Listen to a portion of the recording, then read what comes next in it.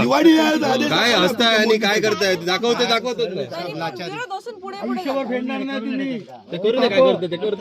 एवढ्या साहेब कधी एक लक्षात घ्या, शेतकरी शेतकरी विरोधात उतरत नाही आणि काय नाही.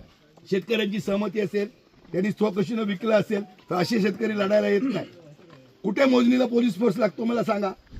शेकडो व्यवहार चालू आहेत. हा एक सोडला तर शेकडो व्यवहार चालू आहेत या जिल्ह्यामध्ये. खरेदी आणि नंतरच मोजणी करा. तोपर्यंत मोजणी चालू केली त्यांनी.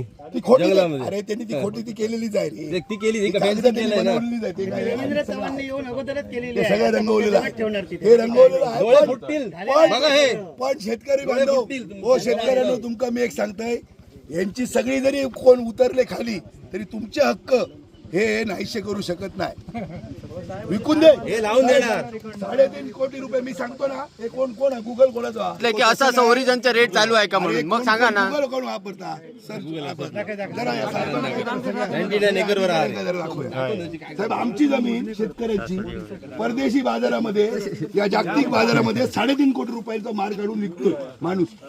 हे शेतकरी हे मालक जाणार कसे 3.5 कोटी रुपये एकर. ह्याला किती रुपये दिले? ज्याने विकले त्याला 2 लाख रुपये सुद्धा दिले नाही. कवडी बोल दरानं त्यांची विकत घेतली आणि तुम्ही मार्केटमध्ये 3.5 कोटी रुपये विकताय. तर सगळी जमीन देतो 1250 एकर द्या. 3.5 कोटी रुपये देताय एकरीला सगळी 1250 ते 1250 सगळ्या शेतकऱ्यांना मी सांगतो चला द्या.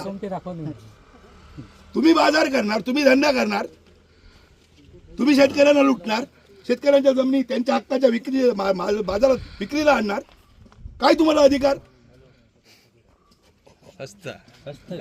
हसू नका सर.